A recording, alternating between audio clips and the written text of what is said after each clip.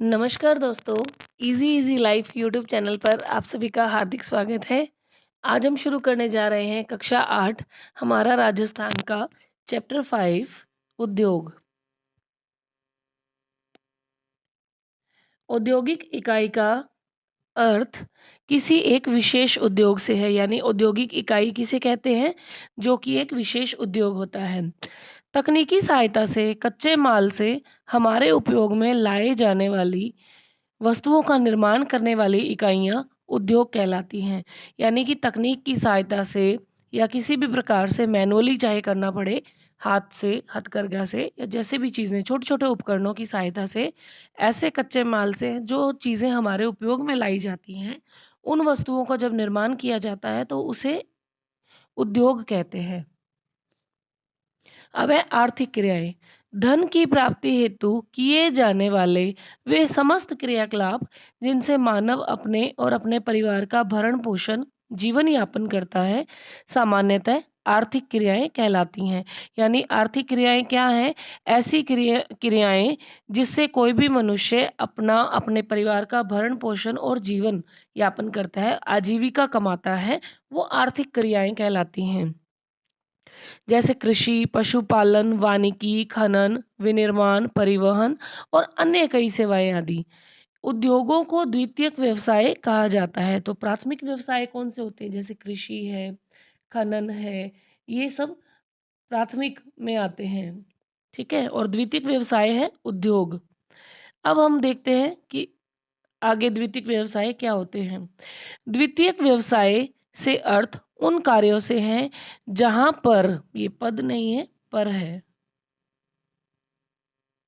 जहाँ पर प्राथमिक क्रियाकलाप आदि से कच्चा पदार्थ प्राप्त करके उसमें परिवर्तन करके उसके मूल्य एवं उपयोगिता में वृद्धि की जाती है।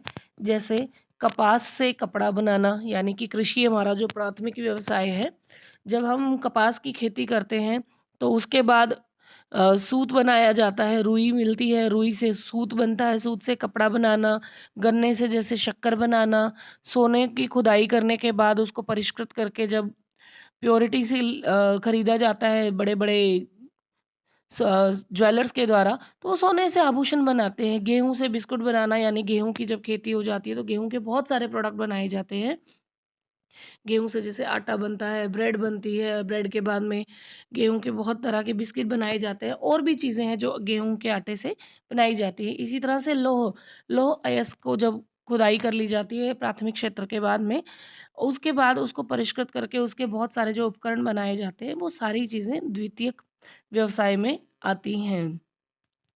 अब हम बात करते हैं लघु व कुटीर उद्योगों के विकास के लिए राजस्थान लघु उद्योग निगम प्रयासरत है। अब राजस्थान के परिप्रेक्ष्य में हम सबसे पहले उद्योगों की बात करने वाले हैं। तो राजस्थान में लघु, कुटीर और वृहद तीनों तरह के उद्योग यहाँ पर संचालित हैं। और इसके लिए कौन प्रयासरत है लघु और कुटीर उद्योगों के लिए? राजस्थान लघु उद्योग निगम प्रयासरत है। यह एक निगम है जो रियायती दरों पर ऋण, तकनीकी सहायता व विपणन की सुविधाएं प्रदान करता है। इन उद्योगों से राज्य के कई लोगों को रोजगार प्राप्त होता है। अब हम देखते हैं हथकरघा उद्योग। ये ऐसे उद्योग होते हैं जिसमें बहुत ही कम पूंजी निवेश की आवश्यकता होती है। अधिकांश कार्य हाथों से या छोटी-छोटी मशीनों या उपकरणों द्वारा किया जाता है। हथकरघा उद्योग कौन से होते हैं? ये वो उद्योग होते हैं जिनमें अधिकांश कार्य हाथों से, छोटी-छोटी मशीनों से या छोटे-छोटे उपकरणों की सहायता से किया जाता है। जैसे ऊनी शॉल बनाना, कोटा डोरिया की साड़ियाँ बनाना, दरियाँ बनाना, निवार। निवार क्या होता है? जो मांचे वगैरह बनाने में काम में ली जाती हैं। इन सब का निर्माण हथकरघा से किया जाता है। इसी तरह से जैसे ऊनी खादी में जैसलमेर की बरड़ी है, बीकानेर के कंबल हैं, जैसलमेर और जोधपुर की मेरिनो खादी है। ये सारे हथकरघा उद्योगों में आते हैं। इसके अलावा मधुमक्खी पालन, यहाँ पे पालन करना है इसको।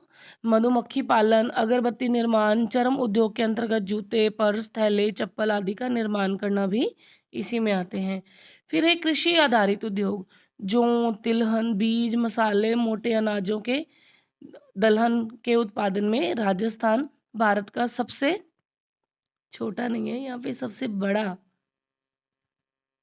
बड़ा उत्पादक राज्य है।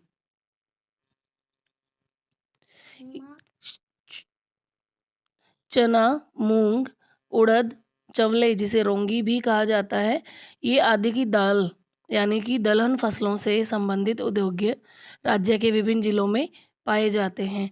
आप एक बार उससे वापस करेक्ट कर लें कि यहाँ पर ये भारत का सबसे छोटा नहीं, ये सबसे बड़ा उत्पादक राज्य है राजस्थान। जौ, तिलहन, बीज, मसाले, मोटे अनाजों के उत्पादन में भारत का सबसे बड़ा उत्पादक राज्य है। फिर हमने देखा चना, मूंग, उड़द दालें, ये दलहन फसलें हैं। इनसे संबंधित उद्योग राज्य के विभिन्न जिलों में पाए जाते हैं। फिर है राज राजस्थान के कई जिलों में क्या-क्या चीज़ों के संबंधित उद्योग चल रहे हैं, वो देखते हैं।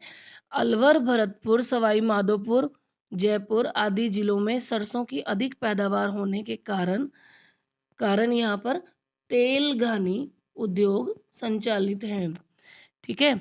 फिर है अजमेर ज़िले में मूँगफली की खल से संबंधित उद्योग हैं।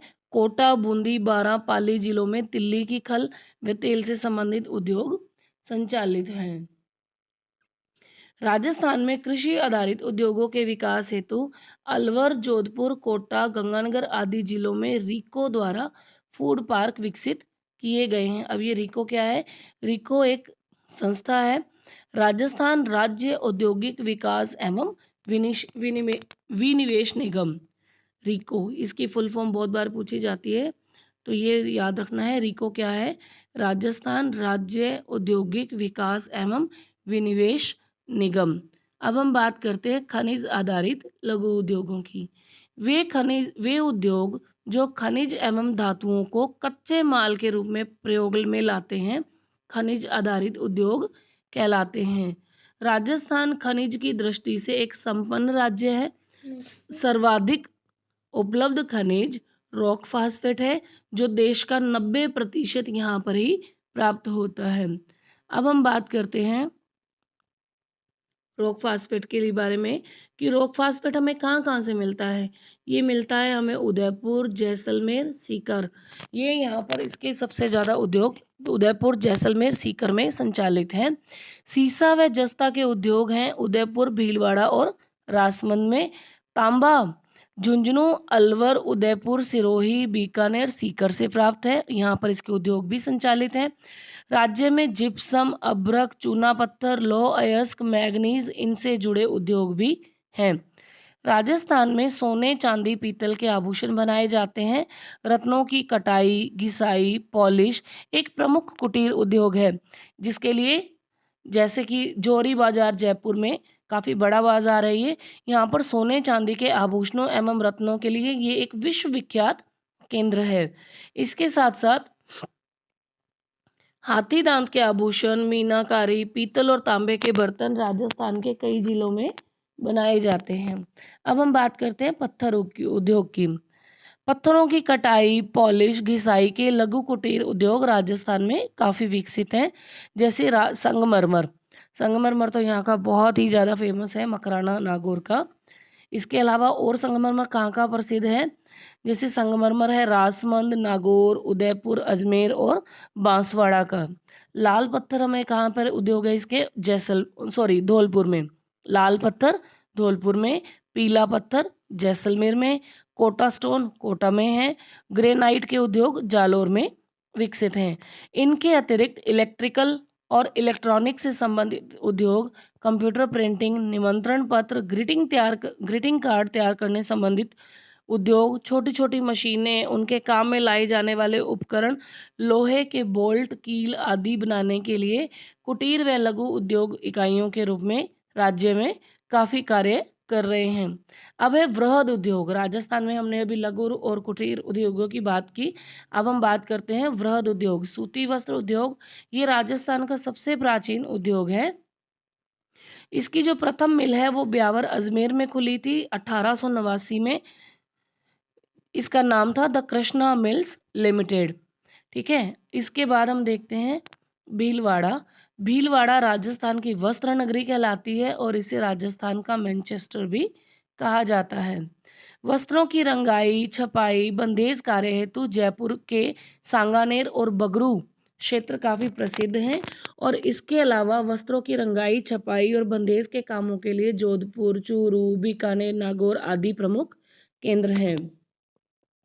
अब है स्पिन फेड। स्पिन फेड क्या है? राजस्थान में हनुमानगढ़, गंगापुर, गुलाबपुरा, ये भीलवाड़ा का क्षेत्र है। हनुमानगढ़ जिले में गंगापुर और गुलाबपुरा जो भीलवाड़ा में है, इनकी सहकारी वस्त्र मिलों को मिलाकर राजस्थान राज्य सहकारी spinning and ginning mill association यानी संघ की स्थापना की गई है, जिसे स्पिन फेड कहा जाता है। अब हम बात करते हैं सीमेंट उद्योग की। सीमेंट उद्योग सीमेंट उत्पादन में राजस्थान का अग्रणी स्थान है। प्रमुख कच्चा माल जो सीमेंट के लिए आवश्यक होता है, ये हमें चूना पत्थर, जिप्सम और कोयला को मिलाकर बनाया जाता है। यानी सीमेंट बनाने में चूना पत्थर, जिप्सम और कोयला की आवश्यकता होती है। चूना पत्थर और जिप्सम हमें हमारे राज्य राजस्थान में पर्याप्त मात्रा में मिल जाता है। तो कोयले को हम कहाँ से मंगवाते हैं? कोयले को हम मध्य प्रदेश से और छत्तीसगढ़ से मंगवाया जाता है। ये इम्पॉर्टेंट है। राजस्थान का पहला सीमेंट कारखाना लाखेरी बूंदी में खोला गया था। फिर सीमेंट उत्पादन के लिए जो आदर्श जिला है, यानी कि क्लाइमेट जो ज़्यादा सूटेबल है सीमेंट के उत्पादन के लिए राजस्थान में, वो सबसे ज़्यादा चित्तौड़गढ़ है। फिर है प्रमुख सीमेंट कारखाने। राजस्थान में प्रमुख सीमेंट जो कारखाने काम कर रहे हैं वो कौन कौन से हैं? बिड़ला सीमेंट वर्क्स, ये कहाँ पर है? चित्तौड़गढ़ में। उदयपुर सीमेंट वर्क्स, उदयपुर में। मंगलम सीमेंट, ये कोटा में है। जेके वाइट सीमेंट, ये नागौर में है। श्री सीमेंट, ये ब्यावर अजमेर में है। और जेके सीमेंट वर्क्स निम्बाहेड़ा में है। अब हम बात करते हैं शक्कर उद्योग के बारे में। 1932 में भोपाल सागर चित्तौड़गढ़ में राजस्थान की पहली शक्कर मिल द मेवाड़ शुगर मिल्स जो निजी क्षेत्र में थी, ये स्थापित की गई थी। चार चीज़ें, चार फैक्ट आपको एक ही लाइन में मिल रहे हैं कि अगर आपसे ये पूछा जाए कि शक्कर उद्योग की राजस्थान में स्थापना कब और कहाँ की गई और उसका नाम क्या था?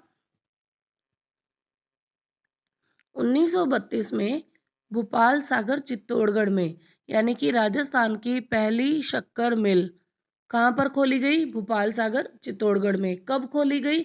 1932 में। इसका नाम क्या रखा गया? The Mewar sugar mills. और ये कौन से क्षेत्र में थी? निजी थी, सहकारी थी, निजी थी या सरकारी क्षेत्र में थी? तो ये निजी क्षेत्र की थी। और फिर है राजस्थान में गंगानगर में व बूंदी जिले के केशोरायपाटन में भी चीनी मिलें स्थापित की गई। धौलपुर और उदयपुर ये कांच उद्योग के लिए विकसित है। नागौर में नमक उद्योग के लिए विकसित किया गया है। जयपुर, कोटा, भरतपुर, चित्तौड़गढ़, गंगानगर में वनस्पति घी के उद्योग स्थापित हैं। अब हम बात करते हैं सेज के बारे में। सेज क्या है? स्पेशल इकोनॉमिक जोन, इसे सेज कहा जाता है। और ये क्या होता है? सरकार द्वारा तीव्र औद्योगिक विकास एवं रोजगार के साधनों में वृद्धि के उद्देश्यों से विशिष्ट आर्थिक क्षेत्रों का निर्माण किया जाता है, इसे सेज कहा गया है, यानी कि विशिष्ट आर्थिक क्षेत्र। और राजस्थान का सबसे बड़ा सेज ये कहाँ पर स्थापित किया गया है? ये सीतापुरा, जयपुर में स्थापित किया गया है। तो आज के लिए इतना ही। जुड़े रहिए हमारे चैनल के साथ, इजी इजी लाइफ के साथ। चैनल को लाइक, शेयर और सब्सक्राइब करना ना भूलें। पास में ही बने घंटी के निशान पर भी हिट ज़रूर करें ताकि आने वाली वीडियोस के नोटिफिकेशन आपको समय पर मिल सकें। धन्यवाद, हार्दिक आभार।